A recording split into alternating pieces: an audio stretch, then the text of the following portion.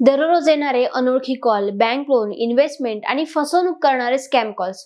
Phone उचलायचा की नाही हा प्रश्न आपल्याला रोज पडतो. पण आता हा गोंधळ संपणार आहे, कारण भारतात CNAP म्हणजेच कॉलर नेम प्रेझेंटेशन ही नवी सेवा हळूहळू लागू करण्यात आलेली आहे. नमस्कार मंडळी, मी कृतिका आणि तुम्ही बघत आहात नीतिकट्टा. आज आपण समजून घेणार आहोत की CNAP म्हणजे नेमकं काय, हे ट्रू कॉलर पेक्षा वेगळं कसं आहे आणि कोणत्या राज्यात आणि कोणत्या कंपन्यांसाठी ही सेवा सुरू झालेली आहे आणि याचा सामान्य मोबाईल वापरकर्त्याला नेमका काय फायदा होणार आहे. CNAP म्हणजेच कॉलर नेम प्रेझेंटेशन म्हणजेच TRI म्हणजेच टेलिकॉम रेग्युलेटरी ऑथॉरिटी ऑफ इंडियाच्या निर्देशानुसार ही सेवा टेलिकॉम कंपन्यांकडून लागू केली जात आहे. आतापर्यंत कॉल आला की आपल्याला फक्त नंबर दिसायचा. CNAP मुळे आता कॉल येताच मोबाईल स्क्रीनवर थेट कॉलरचं नाव दिसणार आहे. हे नाव कुठून येणार आहे?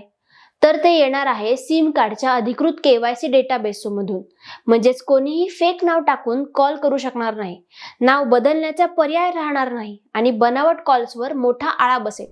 महत्वाची गोष्ट म्हणजे ही सेवा ट्रू कॉलर सारख्या ॲपवर आधारित नाही. यासाठी वेगळं ॲप डाउनलोड करण्याची गरजही नाही.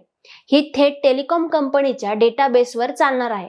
आता या कोणत्या कोणत्या कंपन्या कोणत्या राज्यात सुरू झालेल्या आहेत? सध्या ही सेवा टप्प्याटप्प्याने लागू होत आहे.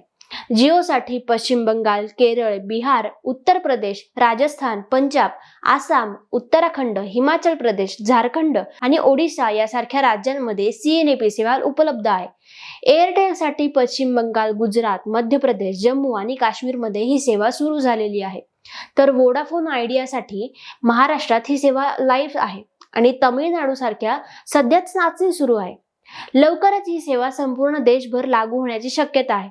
सरकार आणि TRAचा मुख्य उद्देश आहे देशात वाढणाऱ्या फेक कॉल, सायबर फ्रॉड आणि स्कॅमर्सला आळा घालणे. CNAP मुळे फोन वापरकर्त्यांचा विश्वास वाढेल आणि डिजिटल सुरक्षेला बळ मिळेल आणि टेलिकॉम क्षेत्रामध्ये पारदर्शकता येईल. ही फक्त तांत्रिक सुधारणा नाही, तर डिजिटल सेफ्टीसाठीचा धोरणात्मक निर्णय आहे.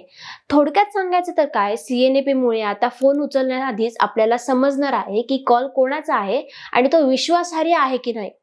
अनोळखी नंबरची भीती कमी होणार आहे आणि फसवणूक करण्यासाठी दरवाजे बंद होणार आहेत. फोन येणाऱ्या प्रत्येक कॉल मागे आता जबाबदारी असणार आहे, कारण नाव लपवून कॉल करणाऱ्यांचे दिवस संपत आहेत. हा व्हिडिओ नक्की शेअर करा आणि कारण तुमच्या एका शेअरमुळे कोणीतरी फसवणुकीपासून वाचू शकतो. अशा सोप्या भाषेतल्या व्हिडिओसाठी लाईक करा, सबस्क्राईब करा आणि व्हिडिओला शेअर करा.